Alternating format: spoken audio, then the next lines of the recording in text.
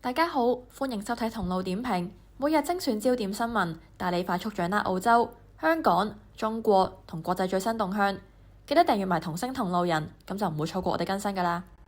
新數據顯示，截至3月31日，有超過1500名父母簽證申請人獲得簽證前已經離世。非貢獻類父母簽證嘅費用近9000澳幣，提供永久居留權，但目前嘅等待時間長達33年。而費用近5萬澳幣嘅貢獻類父母簽證，等待時間都長達15年。有衛報受訪者表示，澳洲原本係撫養家庭同發展事業嘅首選，但由於面臨住父母幾時先可以永居澳洲嘅不確定性，已經考慮搬移至國外。一刀切政策忽視咗移民背景嘅多樣性同複雜性，直接封殺咗合法入境者喺境內調整身份嘅途徑。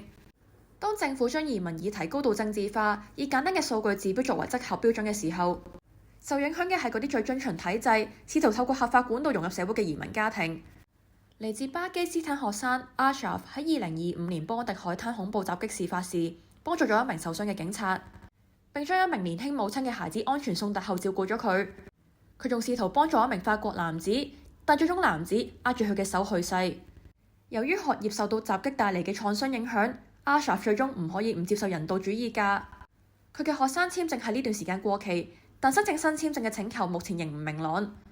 Ashraf 表示希望留喺澳洲，加入喺求學期間曾經多次擔任志工嘅原住民法律服務機構工作。澳洲內政部發言人表示，政府認可喺緊急情況下幫助他人嘅個人勇氣同無私奉獻精神，但拒絕就個案發表評論。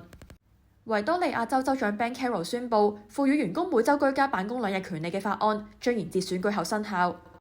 佢表示呢個做法係致力於重塑同商界關係嘅一部分，以確保呢個法案喺2027年7月1號之前唔會實施。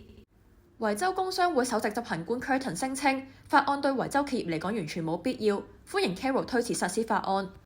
政府將法案冰封至選後，無疑係將選票計算置於勞工權益之上，背叛廣大選民同勞工工會。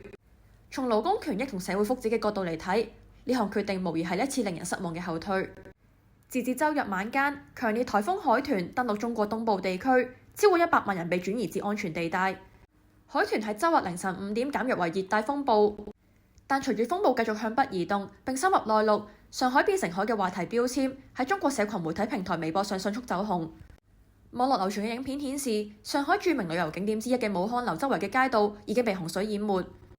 上海嘅2座機場取消咗超過1300個航班，公共交通服務暫停營運。科學家表示，全球暖化導致極端天氣事件發生嘅可能性增加。即使大多數人更關注自身安全，但我哋唔可以忘記呢啲極端天氣嘅出現同我哋自身嘅行為息息相關。美國麻薩諸塞州聯邦地區法院法官 Patty Saris 星期5駁回咗居住喺美國嘅南蘇丹公民保留臨時保護身份 TPS 嘅請求，允許特朗普政府剝奪數十萬海地人同敘利亞人喺美國合法工作同生活嘅 TPS 身份。TPS 制度允許嚟自面臨內戰同自然災害等危險國家嘅合資格人士暫時留美，保護佢哋免遭遞解出境，並允許佢哋合法工作。失去 TPS 可能會令冇合法身份嘅移民容易面臨逮捕、拘留同遞解出境。移民倡議組織 Global Refugee 對裁決表示譴責。澳洲喺處理過渡性簽證同臨時保護身份嘅時候，都展現出高度嘅工具化同不確定性傾向，令好多移民處於長期嘅法律懸空狀態。如果澳洲持續喺移民政策入邊引入政治操弄同制度性冷漠，將會損害作為法治同包容國家嘅國際聲譽。多謝大家收睇同路點評，每日快速掌握澳洲視覺、世界焦點。記得訂閱啦，我哋下次再見。